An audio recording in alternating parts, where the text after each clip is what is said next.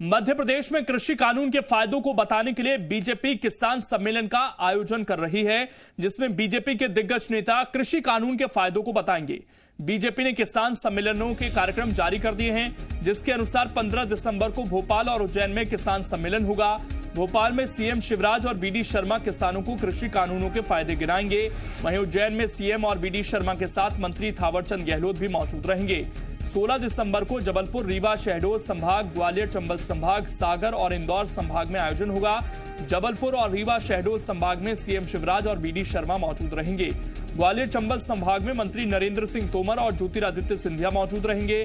सागर संभाग में केंद्रीय मंत्री प्रहलाद पटेल और गोपाल भार्गव मौजूद रहेंगे। वहीं इंदौर संभाग में कैलाश विजयवर्गीय और नरोत्तम मिश्रा किसानों को कृषि कानून के फायदे बताएंगे।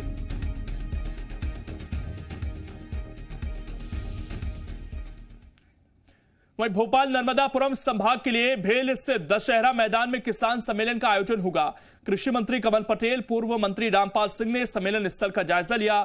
इस दौरान कमल पटेल ने कहा कि विपक्षी पार्टी ने जो भ्रम फैलाया है उसे दूर करेंगे। कृषि कानून में किसानों का क्या फायदा है वो बताया जाएगा।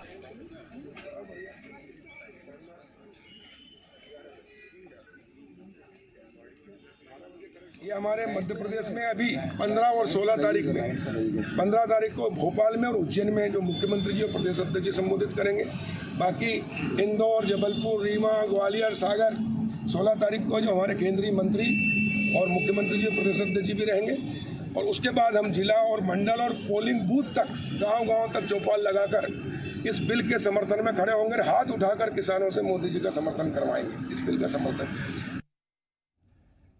केंद्रीय कृषि कानूनों को लेकर किसानों का आंदोलन जारी है और अब बीजेपी किसानों को नए कानूनों के फायदे गिनाने जा रही है। दरअसल पार्टी नेतृत्व की ओर से सभी पदाधिकारियों और इकाइयों को किसानों को जानकारी दिए जाने के निर्देश दिए गए हैं। इसे देखते हुए पार्टी सोशल मीडिया पर कैंपेन चलाकर किसानों को नए कानून के फायदे बताएगी। 16 दिसंबर तक पार्टी जन जागरण अभियान चलाएगी। इसके लिए पार्टी रोजाना एक हैशटैग को ट्रेंड कराएगी और किसानों तक अपनी बात पहुंचाएगी। वहीं नगर निगम चुनाव में कांग्रेस नए फॉर्मूले के तहत काम करेगी। नगर निगम चुनाव के लिए कांग्रेस के उम्मीदवार जिला कांग्रेस कमेटी की सिफारिश पर तय होंगे। उपचुनाव में 28 में से 19 सीटें हारने के बाद सिटी सरकार के चुनावों के लिए कांग्रेस इस नई रणनीति पर काम कर रही है। हैदराबाद के स्थानीय निकाय चुनाव में बीजेपी ने यही फॉर्मूला अपनाया था और अब एमपी में कांग्रेस इस पर अमल करने जा रही है। कांग्रेस स्थानीय निकाय चुनाव में राष्ट्रीय नेताओं को उतारने का प्लान भी बना रही है। निकाय चुनाव के लिए कांग्रेस के केंद्रीय नेतृत्व ने एमपी के अलग अलग जिलों के लिए प्रभारी भी नियुक्त किए हैं, जो जिला कमेटी के नेताओं के साथ बैठक कर निकाय चुनाव की रणनीति बनाएंगे।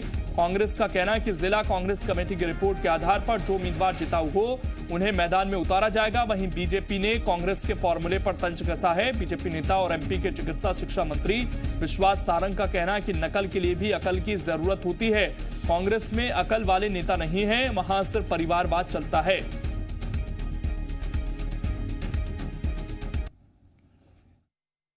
हमारा केंद्रीय नेतृत्व नगरीय निकाय चुनाव से पहले हर जिले में बैठकें लेने जा रहा है और सारे जिला अध्यक्षों के संग और डीसीसी के साथ निर्णय लेके वहां के स्थानीय जो युवा हैं, जो जुझारू लोग हैं, जो जनता में एक अपनी अलग इमेज लेके चलते हैं, उनको प्रत्याशी बनाने के लिए, उनका चयन करने के लिए प्रदेश संगठन ने अपने नए प्रभारी नियुक्त किए हैं। जिस पार्टी में मध्य प्रदेश में पैसा लेकर कमलनाथ जी को अध्यक्ष बना दिया जाता है और मुख्यमंत्री बना दिया जाता है, चुनाव में चेहरा दिखाते हैं ज्योतिरादित्य सिंधिया जी का और मुख्यमंत्री बन जाते हैं कमलनाथ जी, क्योंकि 10 जनपद में सूटकेस पहुंच गए। ये गुट और गिरोह में बटी हुई पार्टी है कांग्रेस। इसमें कहीं अनुशासन नहीं है, कहीं लोकतांत्रिक व्यवस्था नहीं है। दिल्ली से लेकर और गांव तक केवल और केवल गुटबाजी, गिरोहबाजी और भ्रष्टाचार है। मध्य प्रदेश में लचर स्वास्थ्य व्यवस्था को दुरुस्त करने के लिए सरकार बड़ा कदम उठाने जा रही है। अब डॉक्टरों से अस्पताल में प्रबंधन का जिम्मा लिए जाने की योजना बनाई जा रही है, जिसके बाद उन्हें केवल इलाज पर ही फोकस करना होगा। जी मध्य प्रदेश छत्तीसगढ़ से बात करते हुए प्रदेश के चिकित्सा शिक्षा मंत्री विश्वास सारंग ने कहा कि अब सरकारी मेडिकल कॉलेजों और जिला अस्पतालों में डॉक्टरों को मैनेजमेंट की जिम्मेदारी से मुक्त किया जाएगा, जिसके बाद वो मरीजों के इलाज पर ज्यादा ध्यान दे सकेंगे। माना जा रहा है कि सरकार के इस कदम से डॉक्टरों पर दबाव कम होगा। होगा और प्रदेश की स्वास्थ्य सेवाएं बेहतर हो सकेंगी। स्वास्थ्य व्यवस्था बेहतर और बेहतर बने, इसके लिए मध्य प्रदेश सरकार लगातार काम कर रही है। चिकित्सा शिक्षा मंत्री विश्वास सारंग मेरे साथ मौजूद हैं। सर, हमीदिया अस्पताल मामले के बाद मध्य प्रदेश की सभी अस्पतालों में मैनेजमेंट अपना काम करेगा, प्रबंधन का काम अलग करेंगे, डॉक्टरों सिर्फ इलाज का काम करेंगे, डॉक्टरों से प्रबंधन का काम, मैनेजमेंट काम नहीं कराया जाएगा। क्या लगता है इससे स्वास्थ्य व्यवस्था है वो और मजबूत होंगी? देखिए, हमारे मुख्यमंत्री जी का, शिवराज सिंह चौहान जी का स्पष्ट मत है कि स्वास्थ्य की व्यवस्था को लेकर जहां भी जैसे भी व्यवस्थाओं में हमें परिवर्तन करना है हम करें। हमें ये बात जरूर देखनी पड़ेगी कि सरकारी अस्पतालों में हमारे पास मरीजों का प्रेशर बहुत है। यदि हम हमीदिया हॉस्पिटल की बात करें तो पूरे प्रदेश के मरीज भोपाल आते हैं और रेफरल केस होते हैं। जो बाकी अस्पतालों में ठीक नहीं होते वो टर्शरी केयर के लिए मेडिकल कॉलेज में आते हैं। पर मेडिकल कॉलेज की व्यवस्थाएं ठीक हो, ये हम सब उसके लिए कटिबद्ध हैं और इसीलिए अलग अलग नित नए प्रयोग हम करेंगे और अगले 15 दिन में हम ये सुनिश्चित करेंगे कि इन सब व्यवस्थाओं को हम और कैसे चुस्त दुरुस्त कर सकते हैं, इसके लिए हम पूरा काम करें। कई जगह अस्पतालों में लापरवाही की बात भी सामने आती है, हमीदिया में भी बिजली गुल होने की। ऐसे में आप जो नया कदम उठाने जा रहे हैं, जो प्रबंधन का काम है वो अलग देखेंगे, ऐसे में ऐसी तस्वीरें फिर नहीं आएगी। देखिए, 2 बातें हमें ध्यान रखना है। ये भारतीय जनता पार्टी की सरकार है, इसमें केवल अस्पताल की लापरवाही पर ही कार्रवाई नहीं होगी। मध्य प्रदेश के किसी भी विभाग में कहीं भी कोई भी यदि लापरवाही होगी तो उस पर कार्रवाई होगी और सख्ती के साथ कार्रवाई होगी। और इसीलिए जब कोई बात आती तो मुख्यमंत्री जी स्वयं संज्ञान लेकर काम करते हैं। मैं उनको साधुवाद करता हूँ। ये थे चिकित्सा शिक्षा मंत्री विश्वास सारंग। डॉक्टरों को सिर्फ इलाज करना है, इसके पीछे सरकार की मंशा यही है कि हमीदिया में जो घटना घटित हुई, जो मामला सामने आया, ऐसे मामलों की पुनरावृत्ति ना हो। कैमरामैन लवनीत सैनी के साथ प्रमोद शर्मा, जी मीडिया, भोपाल। चिकित्सा शिक्षा मंत्री विश्वास सारंग आज अचानक हमीदिया अस्पताल पहुंचे। बिजली गुल होने की घटना के बाद उन्होंने व्यवस्थाओं का निरीक्षण किया। इसके बाद प्रबंधन और अधिकारियों के साथ बैठक की, जिसमें उन्होंने बिजली गुल होने जैसी घटना दोबारा ना हो, इसके लिए निर्देश भी दिए। सुनिश्चित किया है कि जितने यहाँ इक्विपमेंट हैं, जितनी भी मशीनें हैं, उनमें स्वयं का एक ऑडिट नोट लगा होगा। एक स्टिकर हम बना रहे हैं जिसमें उस मशीन की मैन्युफैक्चरिंग डेट, उसकी कब सर्विस हुई है और अगली सर्विस कब ड्यू है, ये उसमें इंगित होगा। और उसके माध्यम से हर इंडिविजुअल मशीन का हम पीरियडिक ऑडिट करेंगे, जिसमें कहीं भी कोई दिक्कत आने की संभावना ना। भोपाल के हमीदिया अस्पताल में बिजली गुल होने की वजह से हुई मौतों पर कांग्रेस जांच की मांग कर रही है। पूर्व मंत्री पीसी शर्मा ने सीएम शिवराज सिंह को पत्र लिखा है। उन्होंने सीएम शिवराज सिंह से मांग की है कि हमीदिया मामले की जांच निष्पक्ष होनी चाहिए। ऐसे में पूरे मामले की जांच उच्च न्यायालय के न्यायाधीश से कराई जाए।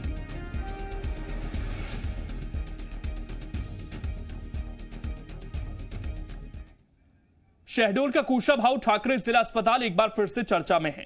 दरअसल अस्पताल के 20 डॉक्टरों ने डेंटिस्ट डॉक्टर जीएस परिहार को सिविल सर्जन बनाए जाने के विरोध में सामूहिक इस्तीफे की पेशकश की।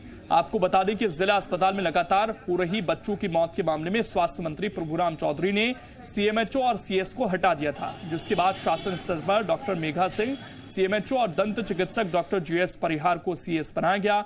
डॉक्टर जीएस परिहार को सिविल सर्जन बनाए जाने पर जिला चिकित्सालय के सभी डॉक्टर्स नाराज हो गए और सीएस का पदभार ग्रहण करते ही डॉक्टर्स ने इस्तीफे की पेशकश की। बहरहाल मामले का तूल पकड़ता देख कमिश्नर नरेश पाल जिला चिकित्सालय पहुंचे और चिकित्सकों को समझाने की कोशिश की। कमिश्नर ने डॉक्टर्स की बैठक भी ली, लेकिन अभी तक चिकित्सक अपनी मांगों पर अड़े हैं। अगर हालात यही रहे और चिकित्सक काम पर नहीं लौटे तो अस्पताल की व्यवस्था लड़खड़ा सकती है। वहीं इस मामले में शहडोल कलेक्टर सत्येंद्र सिंह ने डॉक्टर का इस्तीफा मिलने से इनकार कर दिया है। प्रोफेसर साहब ने आज बैठक बुलाई थी और अस्पताल की व्यवस्थाओं के संबंध में पूरी सभी डॉक्टरों से चर्चा हुई, सारे लोगों की मीटिंग ली गई, उनको सबको समझाया गया है। उन्होंने जो अपनी बात रखी उसको शासन को भेज देंगे, क्योंकि शासन का कोई निर्णय है तो उसका पालन करने की जवाबदारी सबकी है। शासन कोई नया निर्णय लेगा तो उसका पालन करेगा। ग्वालियर में नकली प्लाज्मा चढ़ाने से एक मरीज की मौत के बाद जिला प्रशासन हरकत में आ गया है। जिला प्रशासन, क्राइम ब्रांच और स्वास्थ्य विभाग की टीम ने ग्वालियर शहर के ब्लड बैंकों की चेकिंग की। प्रशासन ने हॉस्पिटल रोड पर स्थित राधा स्वामी ब्लड बैंक पर जांच पड़ताल की। जांच के दौरान कई दस्तावेजों में कमी पाई गई। प्रशासनिक टीम ने प्लाज्मा और ब्लड के स्टॉक की जानकारी भी ली। ग्वालियर में घटिया प्लाज्मा चढ़ाने से एक शख्स की हुई मौत पर मंत्री प्रभुराम चौधरी ने जांच के आदेश दे दिए हैं। उन्होंने कहा कि दोषी पाए जाने वालों पर सख्त कार्रवाई होगी। इस तरह के अनैतिक काम करने वालों को बख्शा नहीं जाएगा। हेल्थ मिनिस्टर प्रभुराम चौधरी मेरे साथ मौजूद हैं। सर, ग्वालियर में नकली प्लाज्मा बेचने का मामले सामने आया है, उसके लिए जांच के निर्देश दिए हैं और पूरी जांच रिपोर्ट आ रही है। अगर कोई उसमें दोषी पाया जाएगा तो उसमें सख्त कार्रवाई की जाएगी। ऐसे रैकेट कई और जिलों में कहीं भी कोई भी अगर कहीं भी अनैतिक रूप से काम करते हुए जो भी लोग पाए जाएंगे उनके खिलाफ शासन सख्ती से कार्रवाई करेगा। हमीदिया जैसी घटना कहीं और ना हो, इसकी क्या तैयारी? कल ही मुख्यमंत्री जी ने पूरे विभाग की चिकित्सा शिक्षा विभाग और हमारा स्वास्थ्य विभाग के सभी वरिष्ठ अधिकारियों को और हम लोगों को मंत्रियों को भी उन्होंने बुलाकर पूरी मीटिंग ली है और कहीं भी किसी प्रकार की कोई घटना ना हो उसके लिए भी और वहाँ के भी हमीदिया की भी पूरे जांच के निर्देश दिए थे। और शासन और स्वास्थ्य विभाग पूरी तरीके से मुस्तैद है कि स्वास्थ्य सुविधाओं का लाभ आम जनता को मिल सके, पूरी तरह से गंभीर है। आखिरी सवाल है सर, ग्वालियर में नकली प्लाज्मा बेचने का जो मामला है इसको लेकर क्या तैयारी है? क्या सभी जिलों के CMHO को आपने लिखा है? देखिए, ये तो जांच होने के बाद पता चलेगा कि नकली है कि नहीं है। असली जब प्लाज्मा किसी मरीज को दिया जाता है तो जो गंभीर मरीज होता है उसी को दिया जाता है। अगर कोई उसमें अनैतिक कोई किसी तरीके से काम हुआ है तो उसकी जांच की जा रही है। और मैंने आपसे पूर्व में ही कहा है कि अगर कहीं कोई किसी की लापरवाही या गलती पाई जाएगी उस पर सख्ती से कार्रवाई की जाएगी। ये थे स्वास्थ्य मंत्री प्रभुराम चौधरी। ग्वालियर में नकली प्लाज्मा बेचने के मामले में जांच के निर्देश दिए हैं और कहा है कि जांच में कोई भी दोषी सामने आएगा, जो भी दोषी होगा उस पर कड़ी कार्रवाई की जाएगी। कैमरामैन लवनीत सैनी के साथ प्रमोद शर्मा, जी मीडिया। मध्य प्रदेश में अतिथि शिक्षकों की भर्ती शुरू हो गई है। इस संबंध में स्कूल शिक्षा विभाग ने आदेश जारी कर दिए हैं। दरअसल कोरोना काल के बाद स्कूल शिक्षा विभाग स्कूल खोलने की तैयारी कर रहा है। बताया जा रहा है कि प्रदेश के करीब 2700 सरकारी स्कूलों में करीब 13,000 शिक्षकों की भर्ती होनी है। जानकारी के मुताबिक 31 दिसंबर तक अतिथि शिक्षकों की ज्वाइनिंग होनी है। हालांकि अतिथि शिक्षकों ने इसे धोखा बताया है। अतिथि शिक्षकों के मुताबिक यह भर्ती केवल नाम मात्र की है। साथ ही इन लोगों ने सभी अतिथि शिक्षकों को रोजगार दिए जाने की मांग की है।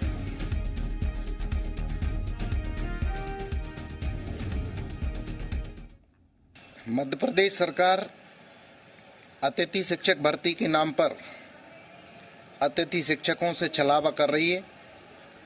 पहले जहां 5-7 अतिथि शिक्षक काम करते थे, वह सिर्फ 1 या 2 पद पर ही नियुक्ति दी जा रही है। प्राथमिक माध्यमिक विद्यालय, आदिवासी विकास विभाग से संचालित जो स्कूल हैं, उनके भर्ती के आदेश अभी तक नहीं हुए हैं, जबकि हम कई बार निवेदन कर चुके हैं।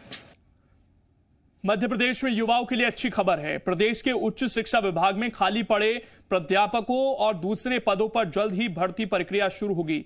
छतरपुर में महाराज छत्रसाल यूनिवर्सिटी में 4 विषयों में पीजी की शुरुआत किए जाने के मौके पर आए उच्च शिक्षा मंत्री मोहन यादव ने कहा कि उच्च शिक्षा विभाग में खाली पड़े करीब 3,500 पदों पर जल्द ही भर्ती होगी। ये भर्तियां 3 चरणों में होंगी। साथ ही उन्होंने कहा कि अगले 3 साल में सरकार ने 200 ऑटोनॉमस कॉलेज खोलने की भी तैयारी कर ली है।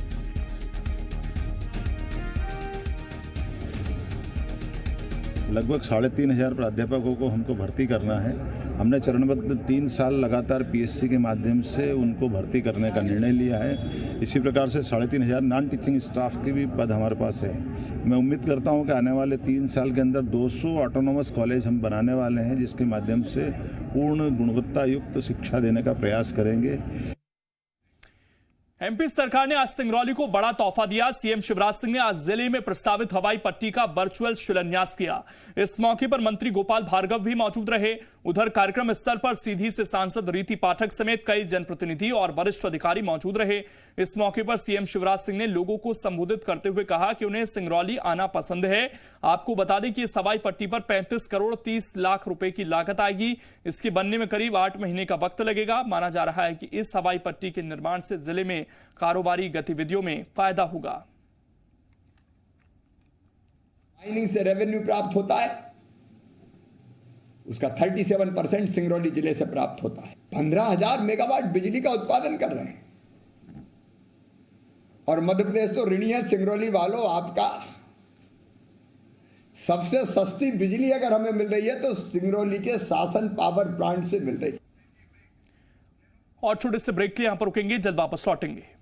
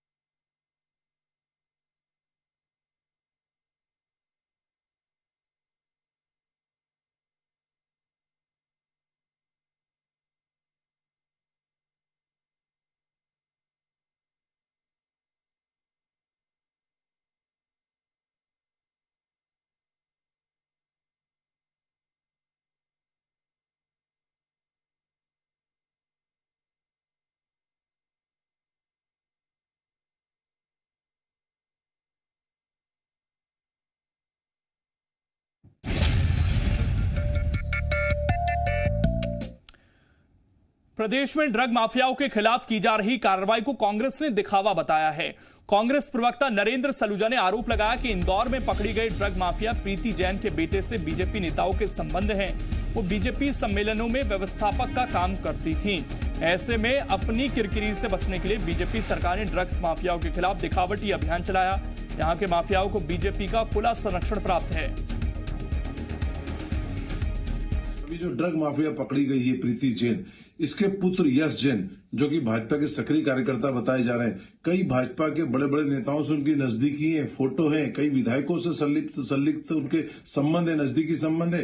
भाजपा के कार्यकर्ता और सम्मेलनों में उनमें भाग लिया है, तो इससे समझा जा सकता है कि इन ड्रग माफियाओं को किसका संरक्षण प्राप्त था। और कांग्रेस तो आज भी आरोप लगा रही, जितने भी तरह के माफिया है, भू माफिया हो, रेत माफिया हो, ड्रग माफिया हो, सभी तरह के माफियाओं को भाजपा का नेता का खुला संरक्षण प्राप्त है।